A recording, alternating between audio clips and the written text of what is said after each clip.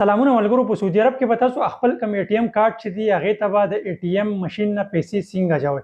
ډېره زیاته اسانه طریقه ده. چاله چې هم دا طریقه راځي هغه دا ویډیو سکیپ کړئ، او چې چاله طریقه نه راځي نو هغه دا ویډیو مکمل وګورئ او دا پیج ځان سره هم لایک کړئ او دا ویډیو خپلو ملګرو سره ضرور شیر کړئ، چونکې موږ دغه شانتې انفارمیشن ویډیوانې تاسو لپاره جوړو. ښه ملګرو، دلته به اول نه تاسو خپل اي ټي ایم کارت چې دی هغه به ورکئ. کارت چې کله تاسو ورکړ نو دلته به بیا انګلیش سلیکټ کړئ. د بټن به پرس کړئ. تاسو چې کله پرس کړئ بیا به تاسو ته وایي چې خپل کوم ویریفیکیشن دی پن کوډ هغه ورکړئ. خپل پن کوډ به انټر کړئ. پن کوډ چې کله انټر کړئ دا ډیپوزټ ښکاري، دې باندې به کلیک کړئ.